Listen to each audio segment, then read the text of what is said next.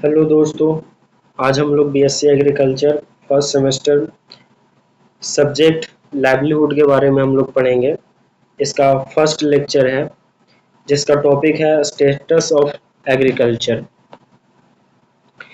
तो हम लोग इसमें ये पढ़ेंगे कि हमारे देश का जो एग्रीकल्चर है स्टेटस है।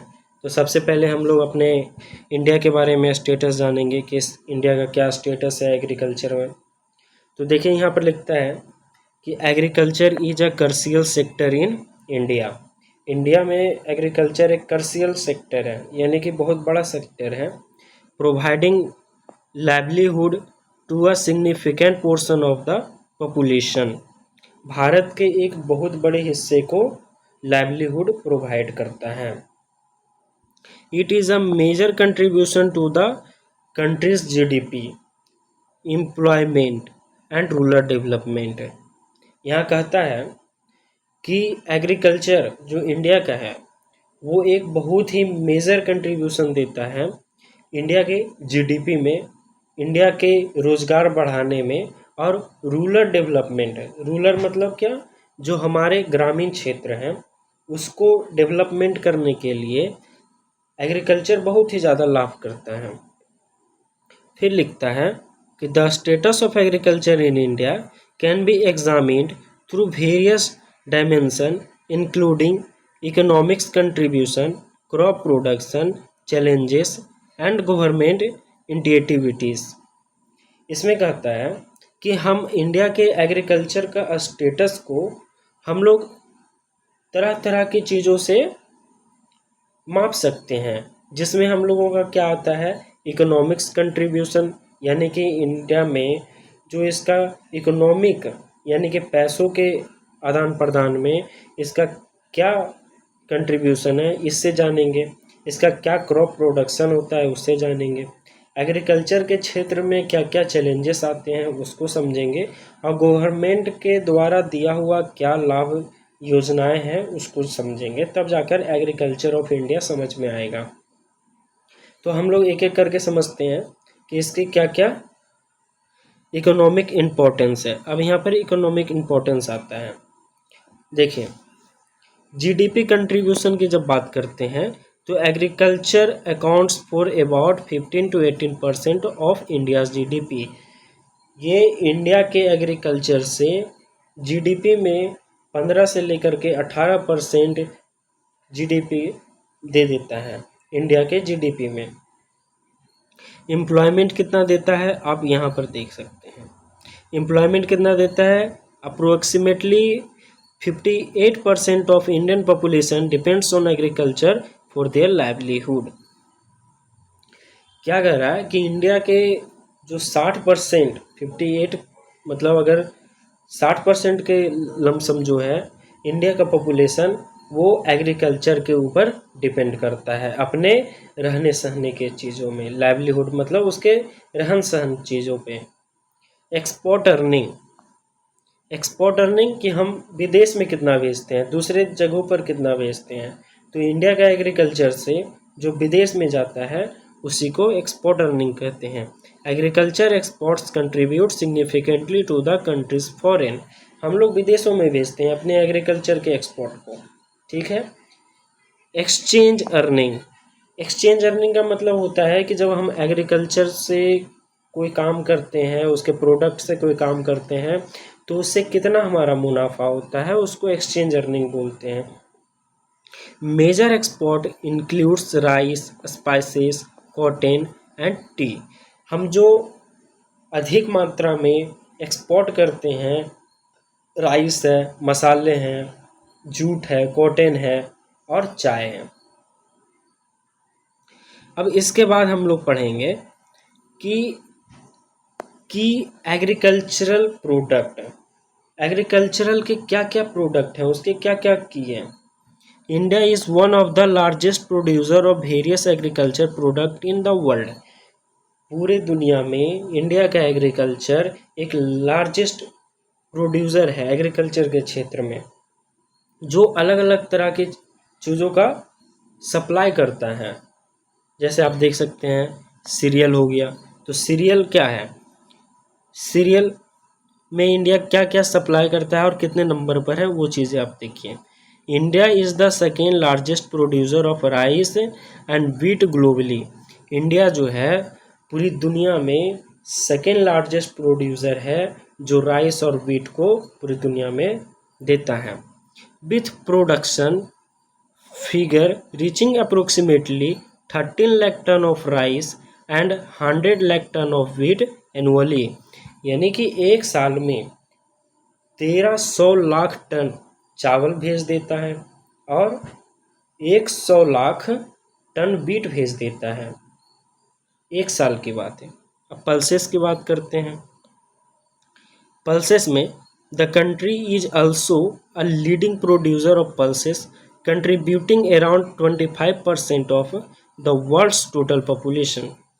क्या कहता है कि पूरी दुनिया में इंडिया भी पल्सेस का प्रोड्यूसर है और ये पूरी दुनिया के पॉपुलेशन के लगभग 25% पे अपना कब्जा किए हुए अपने प्रोडक्शन को सप्लाई करता है।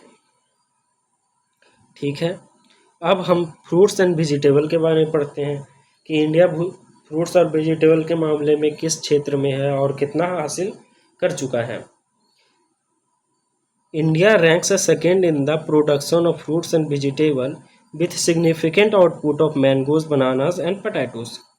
कहता है कि इंडिया जो है इसका रैंक सेकेंड है प्रोडक्शन के मामले में जो फ्रूट और वेजिटेबल हैं, और इसमें जो हमारा ज़्यादातर सप्लाई होता है, ज़्यादा आउटपुट निकल कर आता है, मैंगो है, बनाना है और पोटैटो है। इन सारे चीज़ों का फ्रूट्स और वेजिटेबल के मामले में दुनिया में सप्लाई होता है, जिसका रैंक हमें सेकेंड मिला हुआ है। कैश क्रॉप, कैश क्रॉप क्या होता है? जिससे आपको उत्पादन करके आपको पैसे मिलते हैं, उसी को हम कैश क्रॉप कहते हैं।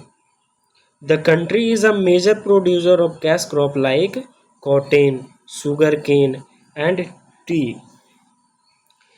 हमारे देश में जो कैश क्रॉप के नाम आते हैं, जिससे हमें उसका प्रोडक्शन करने से डायरेक्ट पैसा ही मिलता है, कॉटन हो गया, शुगर केन हो गया, चाय हो गया, तो इन सारी चीज़ों से कैश क्रॉप कहलाते हैं। Which are crucial for both domestic consumption and export. ये दोनों चीज़ों के लिए फ़ायदा है, यानी कि डोमेस्टिक मतलब इंडिया के अंदर, इसी को बोलते हैं डोमेस्टिक कंजप्शन, और एक्सपोर्ट यानी कि जब विदेश जाता है तो उसको बोलते हैं एक्सपोर्ट करना, जो विदेश में जाएगा। अच्छा, अब हम ये बात करते हैं कि इंडिया में एग्रीकल्चर तो है, लेकिन हमें उसका क्या क्या चैलेंजेस करने पड़ते हैं। अगर हमारे पास हमारे फार्मर इंडिया में वो फील्ड रखे हुए हैं तो उनके क्या क्या चैलेंजेस हैं। तो सबसे पहले ये होता है कि चूँकि इंडिया का पॉपुलेशन बहुत ज़्यादा है, तो यहाँ पर लैंड का डिस्ट्रीब्यूशन बहुत ही लार्ज अमाउंट में है, यानी कि आपको किसानों के छोटे छोटे खेत देखने को मिलेंगे।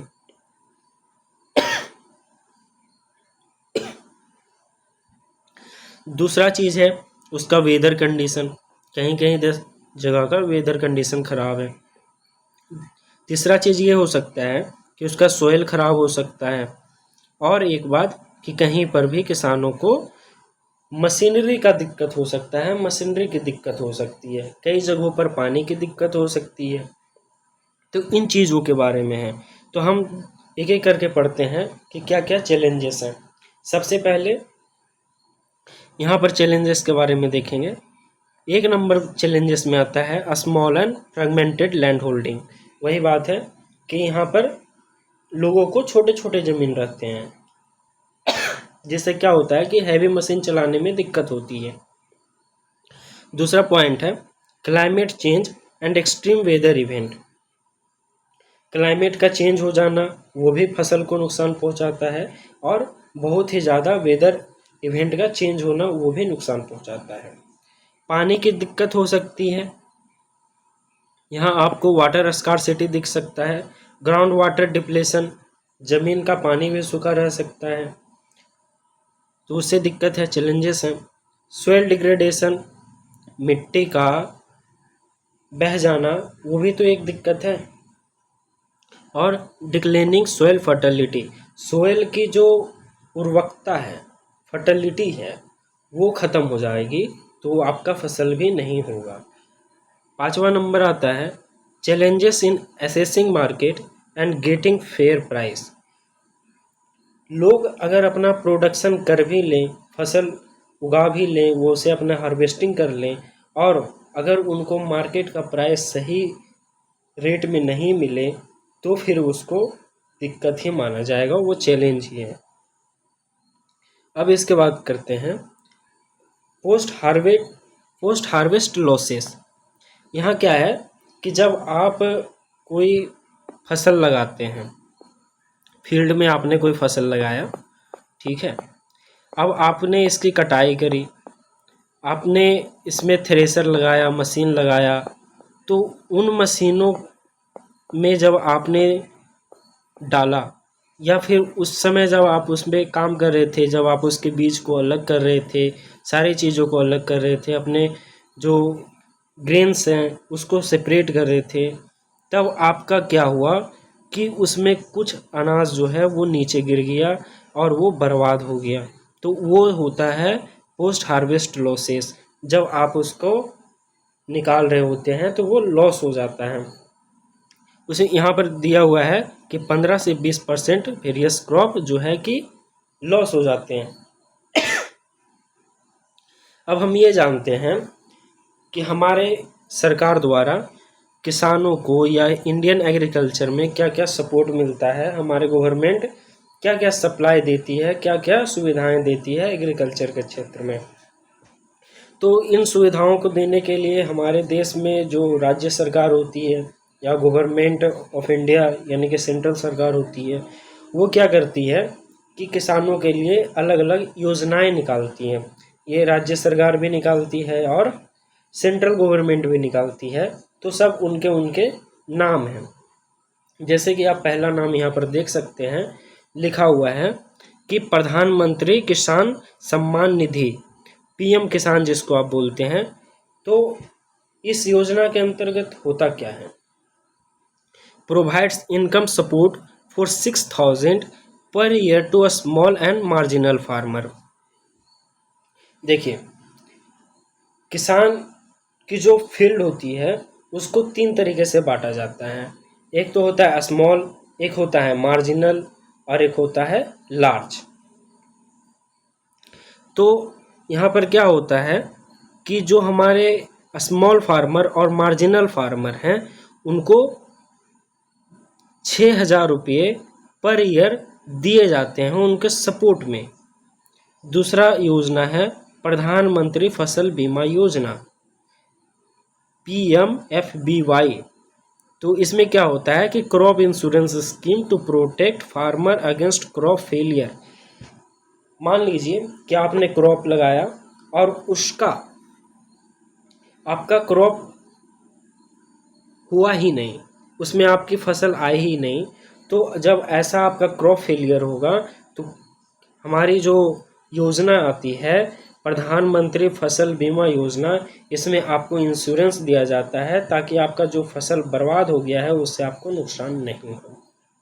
तीसरा होता है सोयल हेल्थ कार्ड स्कीम।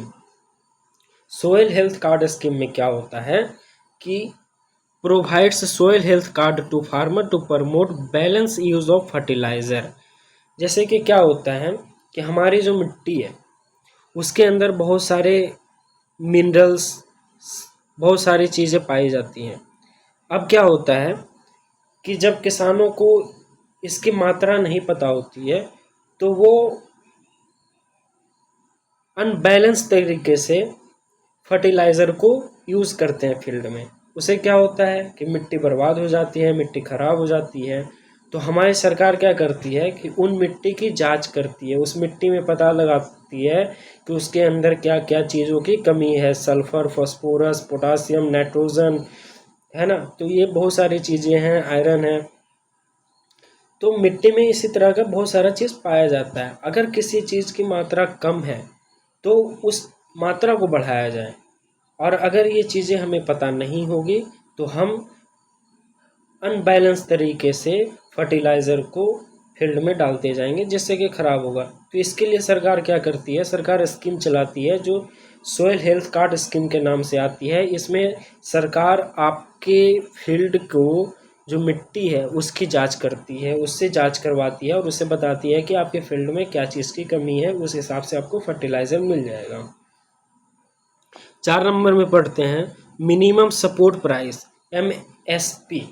इसमें क्या होता है, ensure farmer get a guarantee price for certain crop. हमारे किसान को जो उनका क्रॉप है, जो उनका प्रोडक्शन है, उसके लिए उनको एक अच्छा प्राइस मिल सके, उसके लिए MSP निकाला जाता है। इसमें क्या कहा जाता है कि किसानों को जितना ज़्यादा से ज़्यादा एक अच्छे प्राइस पर उनके प्रोडक्ट को सेल किया जाए, उससे उनको फ़ायदा होगा, इसके लिए MSP का यूज़ किया जाता है। 5 नंबर में पढ़ते हैं प्रधानमंत्री कृषि सिंचाई योजना PMKSY focus on improving irrigation efficiency.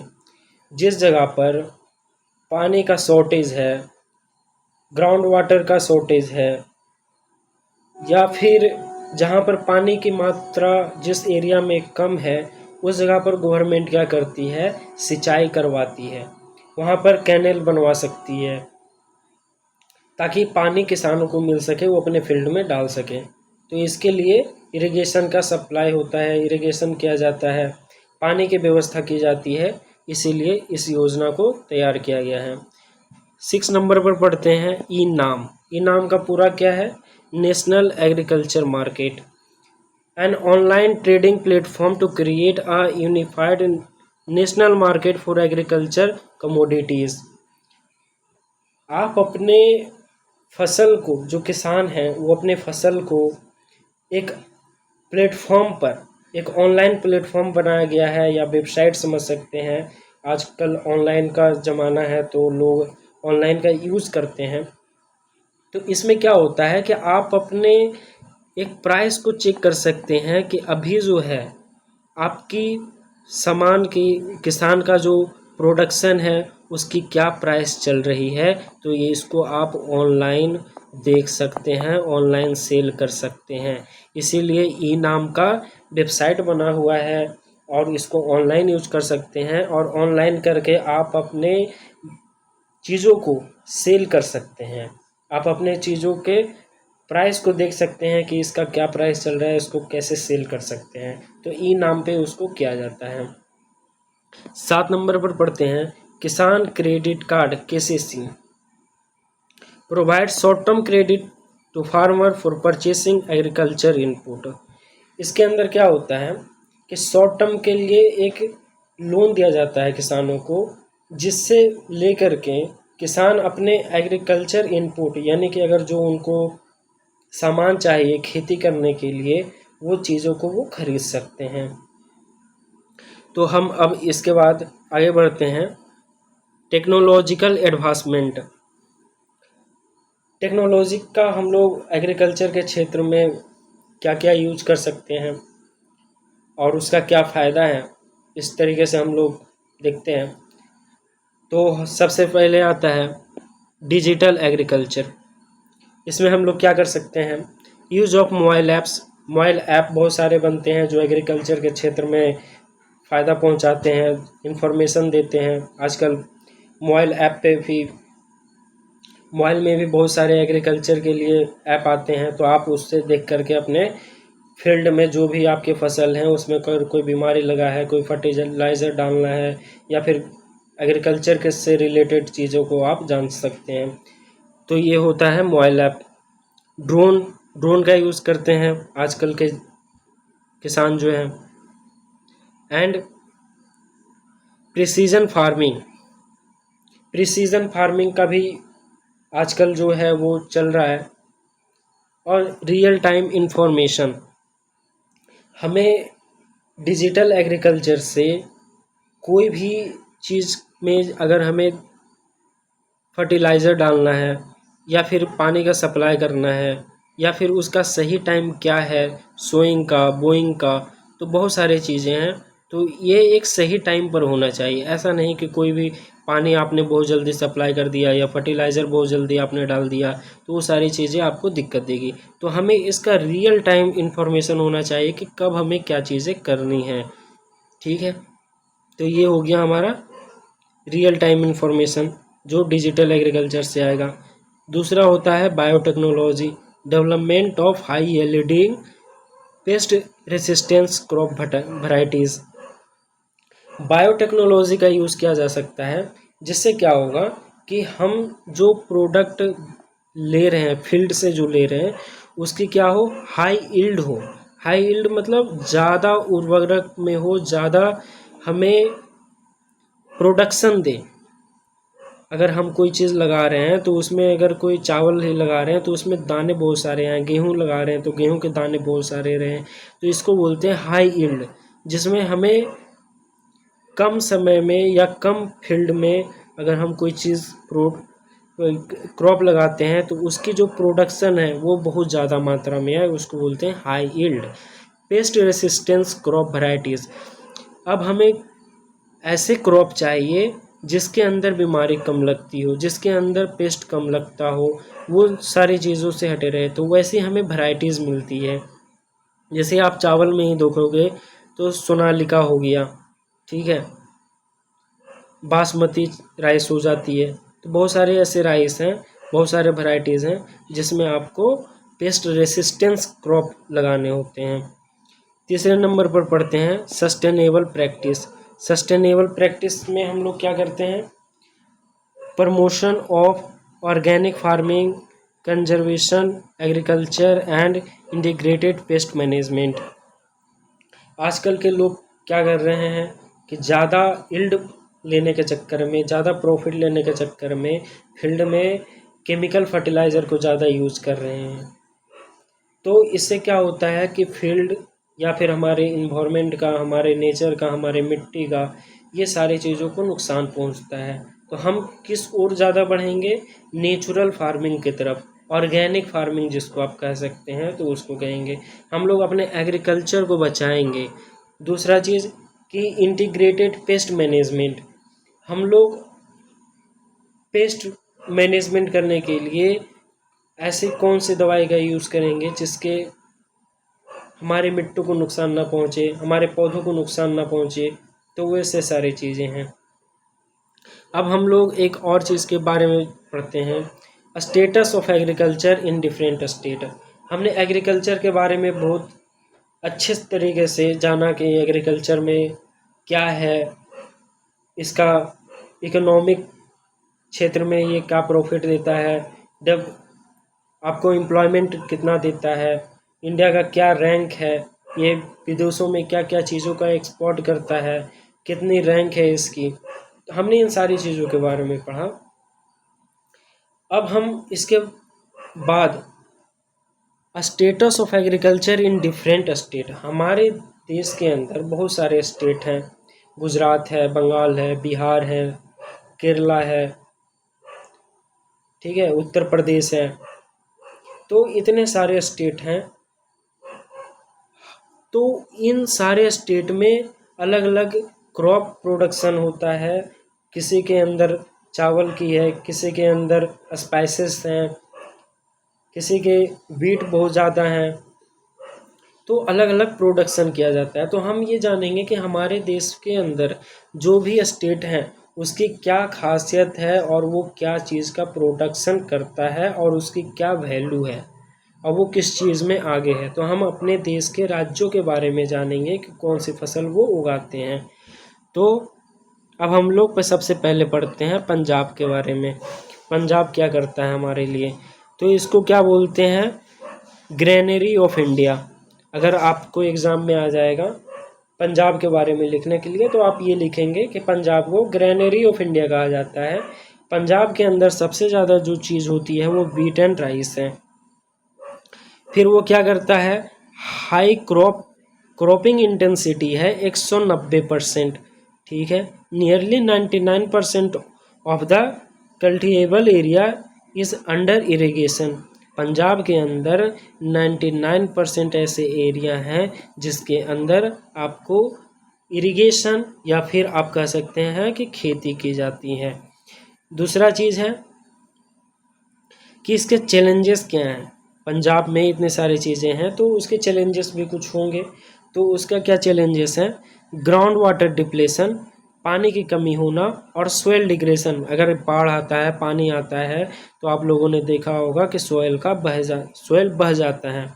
Punjab में इस बार भी बाढ़ आया था तो उससे भी बहुत सारे खेतों में नुकसान हुआ है। तो ये सारी चीज़ें हैं। अब हम लोग उत्तर प्रदेश के बारे में पढ़ेंगे कि हमारा उत्तर प्रदेश क्या करता है और ये किस चीज़ में आगे हैं। तो largest agricultural state by output देने के मामले में हमारा उत्तर प्रदेश एग्रीकल्चर स्टेट है। Top producer of food grain in India, particularly rice, wheat and sugarcane. जो हमारा अनाज है उसको देने में ये टॉप में है। और क्या क्या चीज़ें ये ज़्यादातर देता है? राइस देता है, व्हीट देता है यानी चावल, गेहूँ और गन्ना। ये उत्तर प्रदेश में बहुत ही ज़्यादा होता है। तो ये चीज़ें हमें उत्तर प्रदेश देता है। A significant contribution to milk production.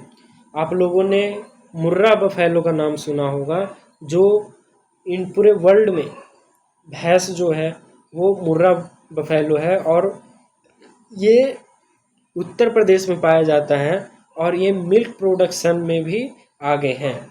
तो उत्तर प्रदेश इसलिए कंट्रीब्यूशन कर पा रहा है। उसके बाद क्या है इसके चैलेंजेस? क्या क्या चैलेंज है उत्तर प्रदेश के क्षेत्र में? स्मॉल लैंड होल्डिंग, किसानों के पास छोटे छोटे ज़मीन है। लो एफिशिएंट इरिगेशन सिस्टम, पानी का सप्लाई करने के लिए बहुत ही कम मात्रा में इरिगेशन सिस्टम लगाया गया है। लो मैकेनाइजेशन, यानी कि मशीनी जो है, मशीन जो लगने चाहिए वो फील्ड में बहुत ही किसानों के पास कम है। इसके बाद हम लोग पढ़ते हैं मध्य प्रदेश के बारे में कि हमारा मध्य प्रदेश क्या करता है और किस चीज़ में आगे है। मध्य प्रदेश क्या है कि ये पल्सेस और ऑयल सीड देता है, ठीक है। उसके बाद ये बीट प्रोडक्शन में भी आगे है। रैपिडली इम्प्रूविंग इरिगेशन इंफ्रास्ट्रक्चर, ये अभी आमतौर पर इंफ्रास्ट्रक्चर जो आपका इरिगेशन का है उसमें इम्प्रूव कर रहा है, ठीक है। इसके क्या क्या चैलेंजेस हैं मध्य प्रदेश में? तो ड्रॉट प्रोन एरिया, ज़्यादातर सूखा हुआ एरिया है। नीड फॉर क्रॉप डाइवर्सिफिकेशन, और इसके जो क्रॉप भी लगाए जाते हैं तो उसमें डाइवर्सिफिकेशन नहीं है, इसीलिए डाइवर्सिफिकेशन करने की ज़रूरत है। यानी कि विभिन्नता, डाइवर्सिफिकेशन मतलब है विभिन्नता, अलग अलग चीज़ें होनी चाहिए क्रॉप में।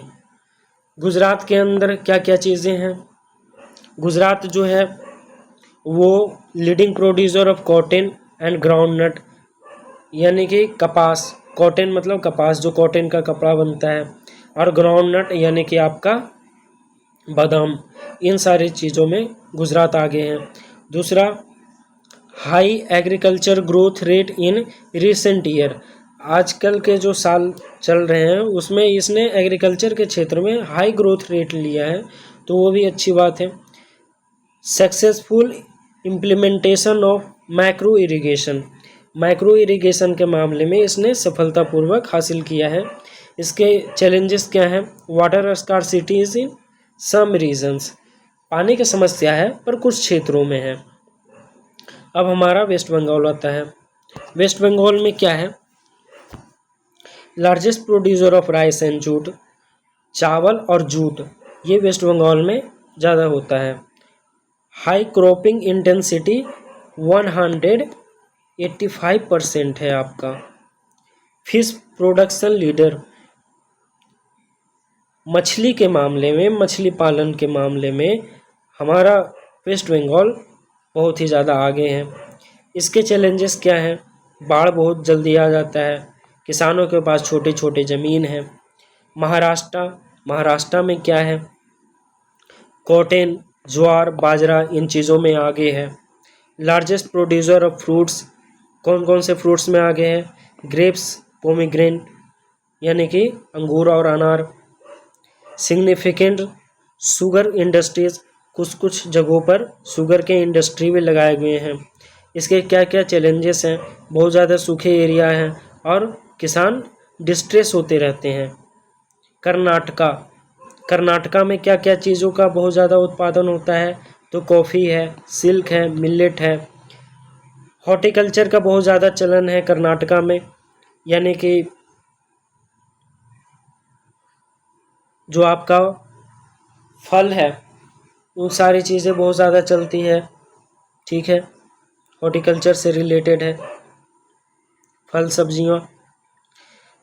आईटी इंटीग्रेशन इन एग्रीकल्चर, जो तकनीकी मामले हैं उन सारी चीज़ों में कर्नाटका अभी चल रहा है। चैलेंजेस क्या है, रेनफॉल वेरिएबिलिटी, वर्षा बहुत ज़्यादा होती रहती है। वाटर मैनेजमेंट की दिक्कत है कर्नाटका में। आंध्र प्रदेश और तेलंगाना में क्या चीज़ों का है, राइस और कॉटन बहुत ज़्यादा होता है। हॉर्टिकल्चर सेक्टर है, ठीक है, एक्वाकल्चर है, श्रिम्प प्रोडक्शन होता है। उसके बाद उसके अंदर क्या क्या चैलेंजेस हैं, ड्रॉट प्रोन एरिया है, सूखा एरिया है, नीड फॉर वाटर कंजर्वेशन। पानी जब उसमें आ रहा है आपके इस आंध्र प्रदेश और तेलंगाना में, तो इसमें वो बर्बाद हो जा रहा है, इसके लिए वाटर को कंजर्व करना ज़रूरी है। ठीक है, तो वाटर को कंजर्व करना चाहिए। तमिलनाडु में आपकी क्या चीज़ों का प्रोडक्शन होता है, क्रॉप प्रोडक्शन किस चीज़ में होता है, राइस में, मिलेट में और ऑयल सीड में। ठीक है, उसके बाद ये और भी सारी चीज़ें देता है, प्रोडक्शन ऑफ फ्लावर्स और स्पाइसेस देता है। उसके बाद high use of farm mechanisation, यानी कि मशीनों का उपयोग तमिलनाडु में होता है, बहुत ज़्यादा होता है। इसके क्या क्या चैलेंजेस हैं, वाटर स्कार्सिटी, पानी की कमी हो जाती है। डिक्लाइनिंग ग्राउंड वाटर जो है वो नीचे चला जाता है। राजस्थान के बारे में पढ़ते हैं कि राजस्थान क्या करता है। राजस्थान जो है मस्टर्ड और ग्राम, इन सारे चीज़ों का प्रोडक्शन ज़्यादा करता है। प्रोडक्शन ऑफ बाजरा और गुड़, ये इसका भी ज़्यादा है। हॉर्टिकल्चर के सेक्टर में है राजस्थान। इसकी क्या क्या चैलेंजेस है, वाटर स्कार्सिटी है और लो रेनफॉल है, पानी की समस्या होती है और वर्षा भी कम होती है। तो अब हम हरियाणा के बारे में पढ़ते हैं कि हरियाणा क्या करता है। हरियाणा क्या चीज़ में है, वीट और राइस देता है हरियाणा। उसके बाद significant contribution to India's basmati rice export. India में जो बासमती राइस होती है वो हमारे हरियाणा क्षेत्र में बहुत ही ज़्यादा होता है, तो ये हमें सप्लाई करता है और सप्लाई भी करता है। Almost 85% of area is under irrigation. Haryana का 85% एरिया जो है उसमें हम लोग खेती करते हैं। इसका क्या क्या चैलेंजेस हैं, ग्राउंड वाटर डिप्लेशन, पानी की समस्या है। क्रॉप रेसिड्यू बर्निंग, जो हमारे क्रॉप होते हैं वो जलने की संभावना पर होती हैं। ठीक है,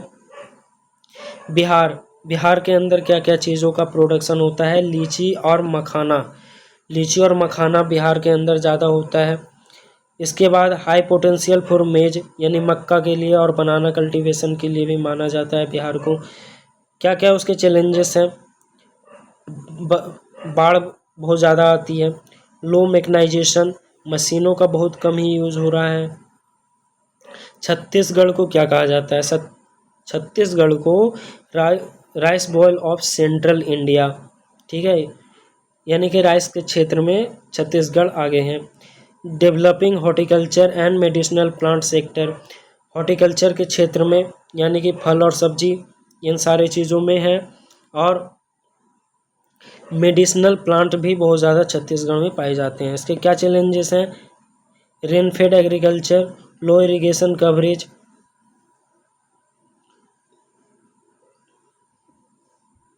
पानी की समस्या है। उड़ीसा के अंदर क्या चीज़ें हैं, राइस और वेजिटेबल हमें ज़्यादा मिलता है। हॉर्टिकल्चर है, फोकस किया जा रहा है। और कैश्क्यू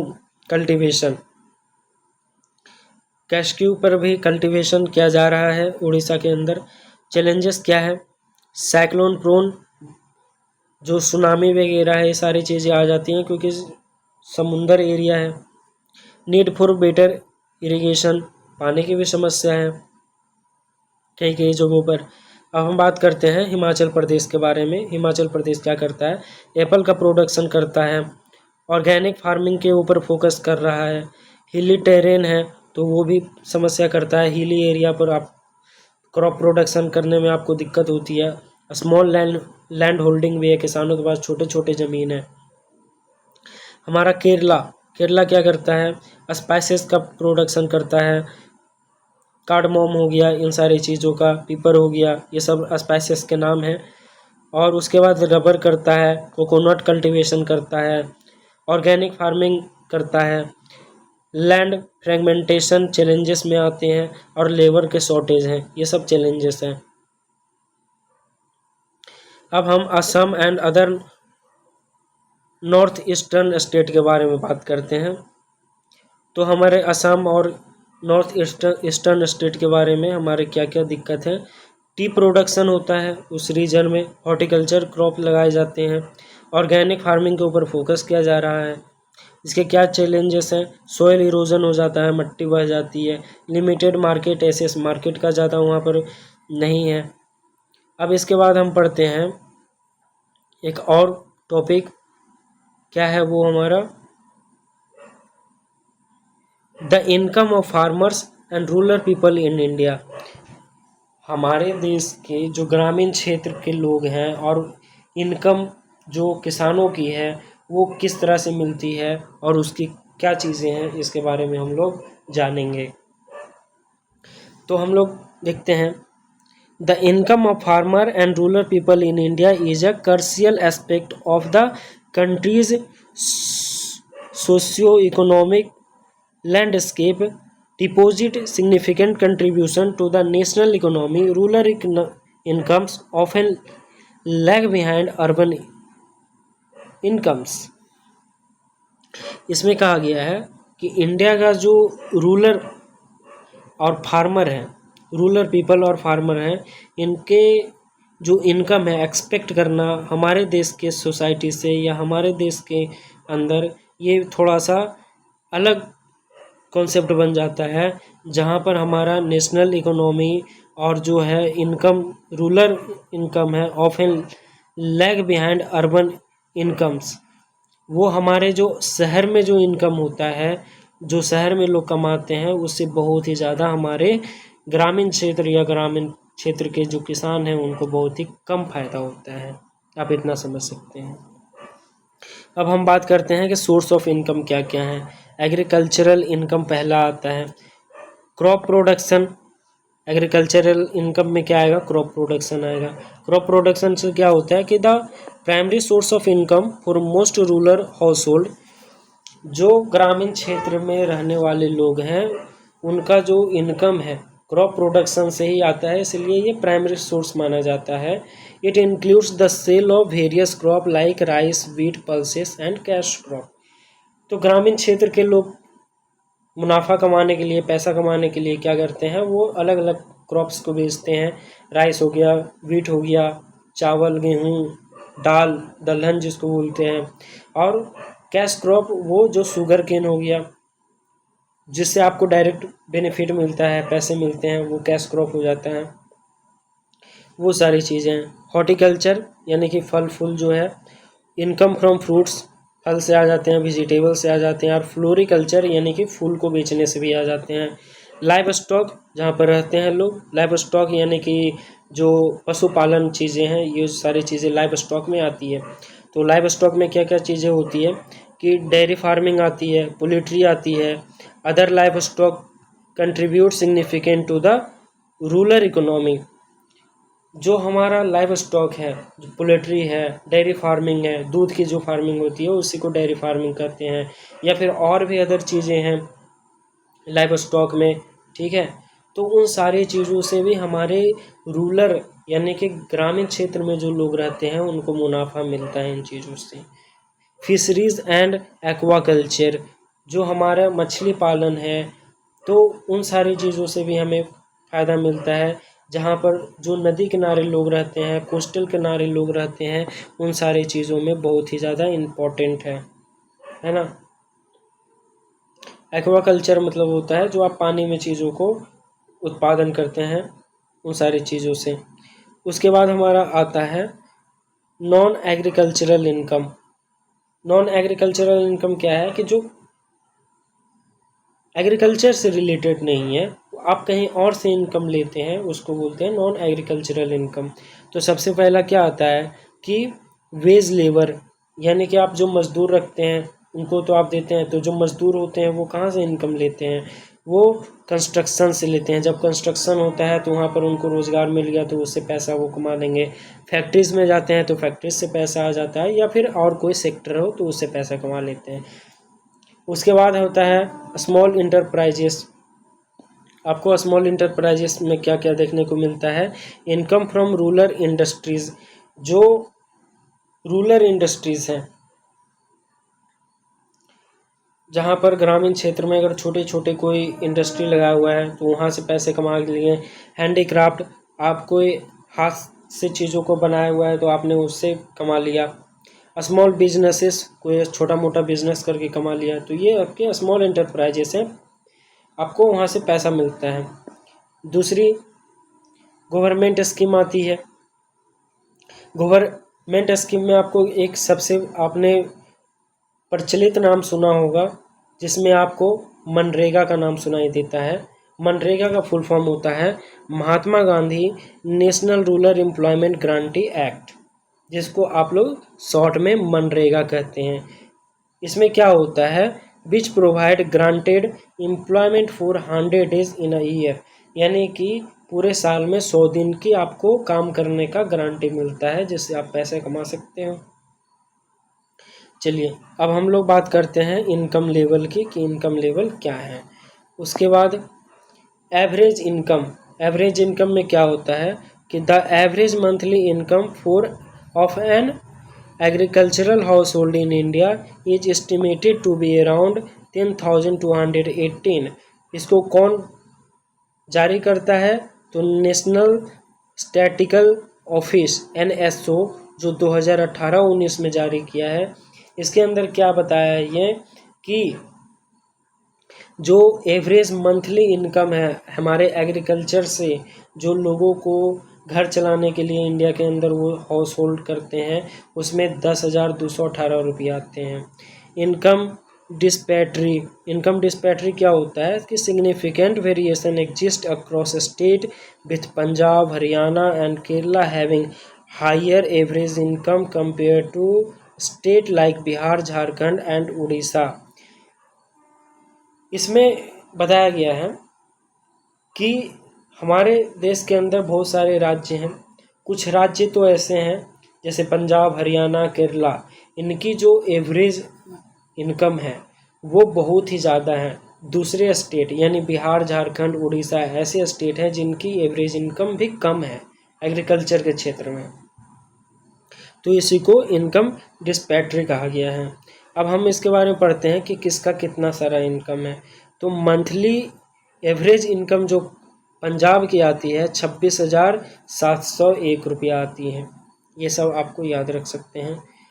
झारखंड का जो मंथली एवरेज इनकम आता है वो आता है, और ये सब एग्रीकल्चर के क्षेत्र से आते हैं, किसानों के लिए है, 4,895 रुपया झारखंड का आता है। तो ये कितना ही कम है, जहाँ पर आपको पंजाब का 26,000 रुपया आता है, वहाँ आपका झारखंड में 4,895 रुपया आ रहा है। एक बात करते हैं फैक्टर अफेक्टिंग इनकम। हम इनकम क्यों नहीं जनरेट कर पा रहे हैं, बहुत ज़्यादा जनरेट क्यों नहीं हो पा रहा है, उसके लिए क्या फैक्टर है, उन सारी चीज़ों के बारे में बात करते हैं। Agricultural productivity. एग्रीकल्चरल प्रोडक्टिविटी यानी कि जो हम एग्रीकल्चर में प्रोडक्ट ले रहे हैं, क्या उससे भी हमारा इफ़ेक्ट कर रहा है। सही से अगर नहीं हो पाया तो वो नुकसान करेगा, इनकम नहीं आ पाएगा। Market access and fair pricing mechanism. Market में जो प्राइस लगाया जा रहा है क्या वो सही लगाया जा रहा है, उसमें सही तरीके से उसको पेश किया गया, उसके बिल को सही से रखा गया, तो वो सारी चीज़ें हमारे इनकम पर इफ़ेक्ट करता है। Middle man often reduce farmers profit. क्या होता है कि बहुत सारे मार्केट में दलाल बैठे होते हैं, क्या करते हैं, किसानों के जो अनाज होते हैं, किसानों के जो प्रोडक्ट होते हैं वो खुद खरीद लेते हैं, और वो क्या करते हैं, किसानों से तो कम दाम में खरीदेंगे और वो फिर खुद बहुत ज़्यादा दाम में बेच देंगे।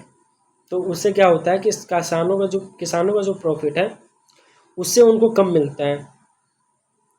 एक और चीज़ है लैंड होल्डिंग, किसानों के पास ज़मीन कम होगा तो प्रॉफिट भी कम आएगा।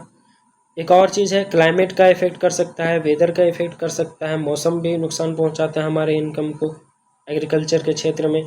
एजुकेशन एंड स्किल, शिक्षा और आपका स्किल जो आपने प्रैक्टिकल करते हैं, स्किल्स को सीखने के लिए प्रैक्टिकल वर्क होता है। और एजुकेशन मतलब आपको उसको पढ़ना पड़ेगा। आप एग्रीकल्चर के क्षेत्र में आप साइंटिफिक तरीके से उसको उत्पादन करना चाहते हैं तो आपको उसके लिए शिक्षा प्राप्त करनी होगी, उसके लिए आपको इन्फॉर्मेशन लेना पड़ेगा, उसके लिए आपको जानकारी हासिल करनी पड़ेगी। आपको फर्टिलाइज़र कैसे करना है, आपको किस टाइम सोइंग करना है, बोइंग करना है, कब आपको वाटर का सप्लाई करना है, किस तरह से उसको मैनेज करना है ताकि आपका प्रोडक्शन बहुत ज़्यादा हो। तो इसके लिए आपको शिक्षा प्राप्त करनी पड़ेगी। स्किल्स यानी आपको ट्रेनिंग भी लेनी पड़ेगी, उस चीज़ को आपको सीखना पड़ेगा, तभी आप जाकर के परफेक्ट तरीके से आप फील्ड में एग्रीकल्चर का प्रोडक्शन कर पाएंगे। तो इसलिए आपको स्किल्स और एजुकेशन ये दोनों चीज़ें ज़रूरी है। अगर आपके पास ये नहीं रहेगा तो आपके इनकम में इफेक्ट करेगा। फिर आता है government policies like subsidies, minimum support price, MSP। Government की भी स्कीम आपके इनकम पर इफेक्ट डालती है। अगर आपको सब्सिडी गवर्नमेंट नहीं देगी तो इससे आपको नुकसान हो जाएगा। मिनिमम सपोर्ट प्राइस, MSP, यानी कि किसानों को अधिकतम मात्रा में प्रॉफिट मिल सके, ज़्यादा से ज़्यादा वो पैसे कमा सकें। मिनिमम सपोर्ट प्राइस जिसको बोलते हैं वो इसी में आता है, जिससे आपको किसानों को फ़ायदा मिल सके। तो इतनी सारी चीज़ें थी जिसने